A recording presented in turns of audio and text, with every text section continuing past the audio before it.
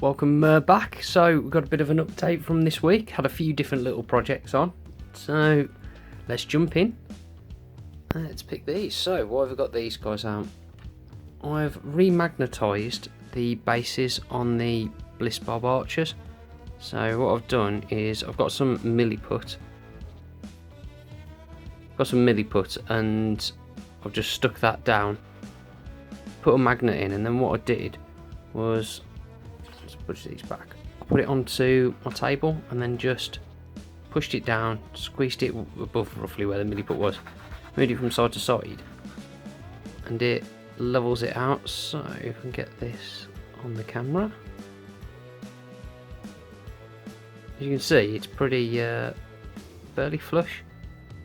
Whereas this magnet, which was just glued on before,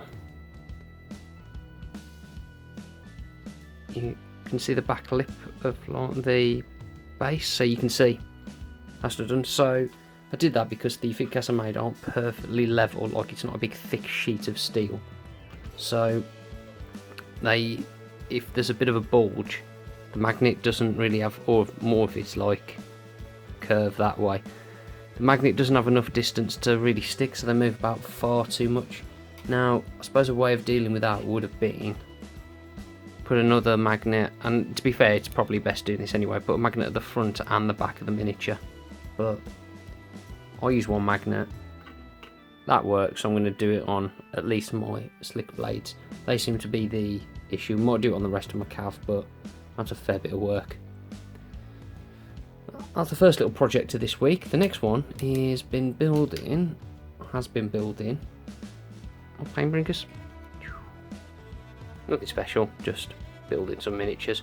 So I've been trying to figure out how to paint these guys, and what I've been thinking is potentially doing a standard black-white zenith. You all know what that is. And then going in for the gold armour, and I'm going to have a go at making a mixture of the pigment powder.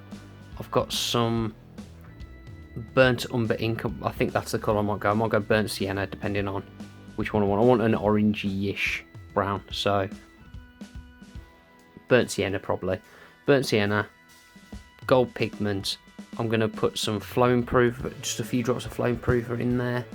I'm going to put some of the Vallejo gold and copper, so it gets that mix in there, and hopefully it'll, and it's going to definitely need some glaze medium.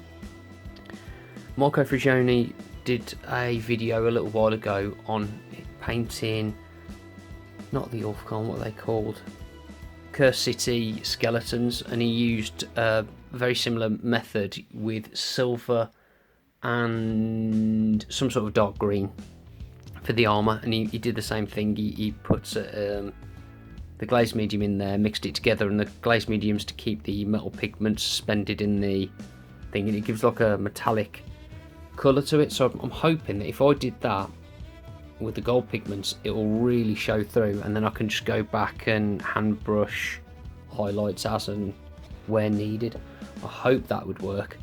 I don't know, so I might have to do a test piece, but I'm either going to do that. The other option was just airbrush them all gold and then go in and fill the different details in afterwards. That is an option. Not sure if that's the best idea, because I did want to do their hair plumes in the pink, which go best with the white zenith. So who knows? Just got to make a decision. The other option, I suppose, is just mask off the hair, mask off other places. Like the big one is this guy. So you got all your gold armour right next to places that I'd want to ink zenith, like ink over a zenith. Right next to more gold, right next to cloaks. It's a bit of a paint, I think. We'll solve it. We will solve it. So that's them. I've got to build another, how many have I got? 4, 5, 6. So I've got another 4 of those, and then I will probably be doing the twin souls as well, because they're going to be in a very similar colour scheme. So I'll be doing another 10 twin souls. And that will probably take this week to get them made. So that's my little building project for after work. And then I've also had time to get back to this, if that will go.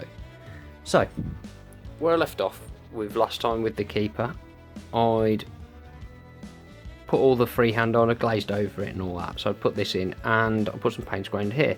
I think it looked a little flat. So I've got a new ink, new for me anyway. The FW Purple Lake, transparent purple. Transparent. So I've thinned that down with some flow improver and I've started just adding a bit more colour in there. So as you can see, the top is now purple, whereas that's magenta. I've shot it into the recesses, a little tiny bit of an overspray there, but that's fine because that just adds a bit of character.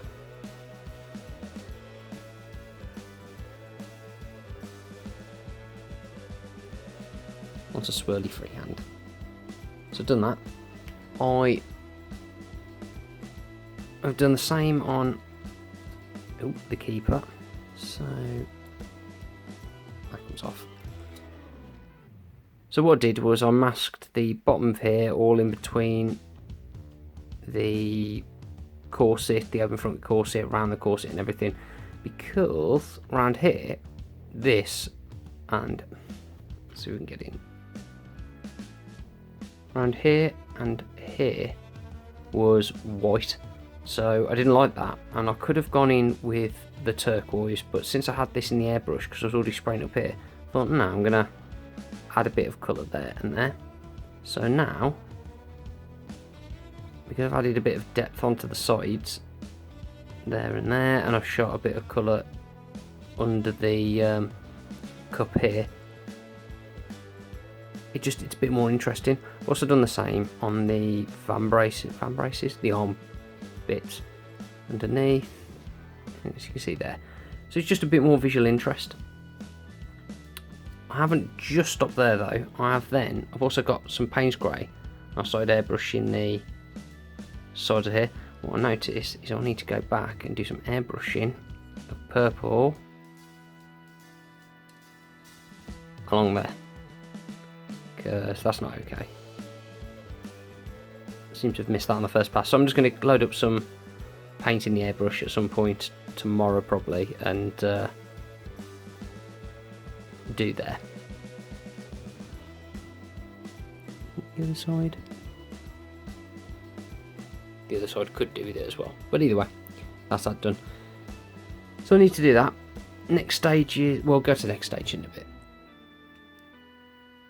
because we've also got the head. So we've done a bit more work on the head. Now I thought, okay, so since I've got the Payne's Grey, I'll do the horns, and I just lightly started applying Payne's Grey over here, which is where you get in that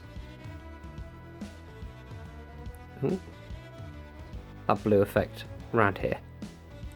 So really thinned out, just built up and everything. And what happened was I accidentally sprayed onto the hair. So I thought, okay, let's go with the idea of what I was going to do anyway, and just see if that fade works. So I put some Magos purple into the airbrush and started airbrushing the hair. Now that goes kind of this colour here. So I built it up, thought it looked nice. I thought I'd put some Payne's Grey. Once I'd oversprayed it, I sprayed around and then sprayed the tips because I thought we'll do a bit of a fade. And I thought, okay, like where that's going. Built up the Magos purple and it was doing okay. And I thought we'll just reinforce this a bit more. So I put some of the purple in and just gave it a nice little spray underneath. Reinforced it, looked really good. Then I cracked open another one of my new inks. What's another camera? Carbon black, nothing special, just a semi-opaque Liquitex ink. So I did that, and then I'll just reinforce some of the shading on the horns, around the hair, and around the base, so it's black. So now, that's the result we've got. I'm really happy with the fade as is. I was thinking about going in and just putting a bit of oil just to define some of the strands, but honestly not sure I'm going to. I'll be honest, I quite like it as it is. And at the end of the day, that's all that matters. So we've got a nice fade going. And I think if we do this, you get a rough idea. It's going to look nice. Matches with the rest of the colours, so that's good. And I started doing work on the little hood. Not the most interesting. So I thought, okay, I want it black, but I don't want it black. You got to highlight it up. So put a bit of white there, and at the top. And then I went in with Payne's Grey, and I just started going around the outside where it was black and just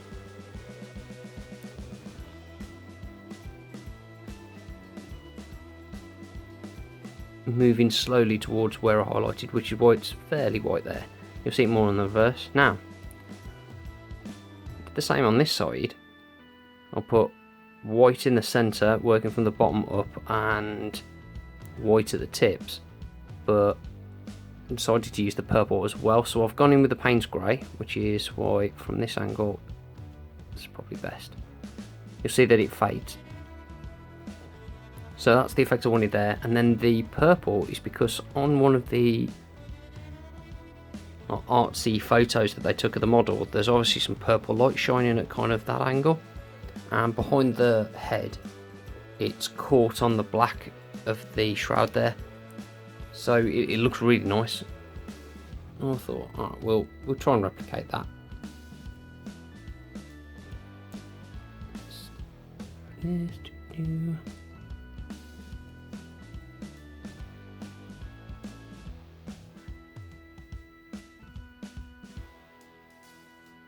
That's roughly how it's going to look. Fairly miserably at this, so that is roughly how it'll look, and you'll just see, well, I think you're going to see, it's not done very well. You'll see bits of purple behind the hood, just every now and again you get a glimpse of it, and I think it just adds a bit more visual interest. So this week I want to paint some more of the keeper, and on that note, what has actually got to be done. So I think that's done for the moment. I think I'm gonna satin varnish it just to protect what's been done, and then do that on this piece because I think that's where I want it. Probably gonna do the same on this. That'll knock some of the shine out, not too much, but it should knock just a bit of that shine out because that is really glossy. The eyes now, outside the eyes and everything on this. So this is going to be satin varnished, I think. Because I think I'm done with all the face work for the moment. I can always go back and paint over it. I'm going to go and start painting the eyes. So I'm going to do the same method I've done before. I'm going to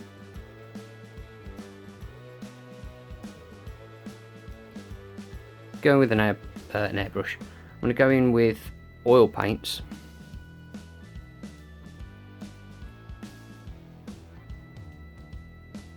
Go with some oil paints, and I'm just going to put a little purple dot on the eye, and I'll do it on the other eye, and then you hold it away and you make sure that the pupils are in the right area.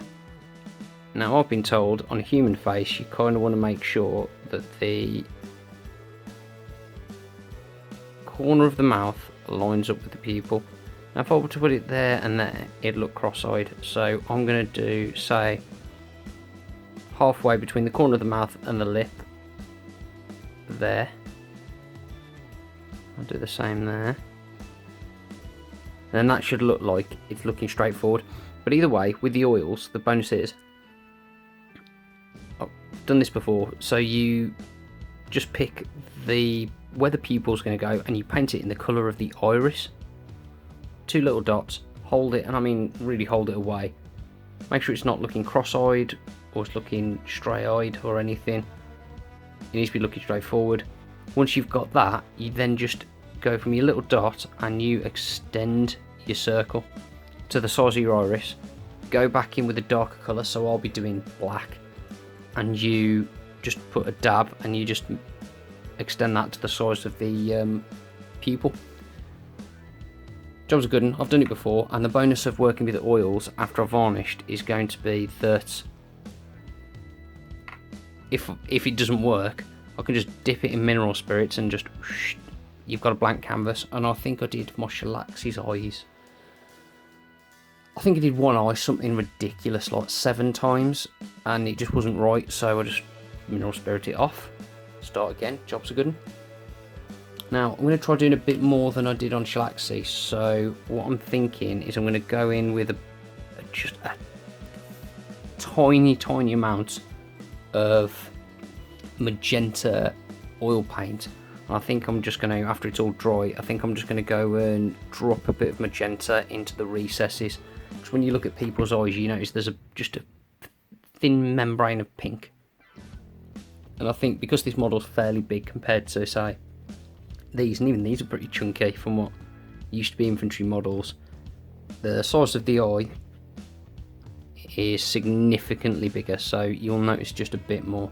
So I'll be honest, on people this big, I don't really bother painting the eyes because you're not going to notice, so that's that done.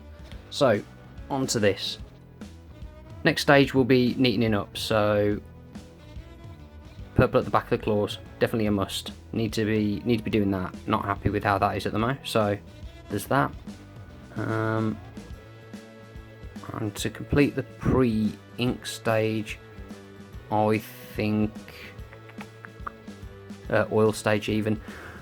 Got to do the claws, which means I'm going to have to go and then do the claws on this side, not the nails. Shouldn't take too long. I just want to see if I can get like a turquoise to black fade. Probably going to use loaded brush. Very simple method. And that should do you. Anyway, that's what I've got done this week. Cheers for stopping by, peeps. And I'll catch you next time. Well guys, that's the end of the video. If you enjoyed it, please be sure to give it a thumbs up, like, comment and subscribe. Also be sure to check out our Facebook page at Wolfing Studios. The link's in the description. As always, thanks for stopping by. Catch you next time.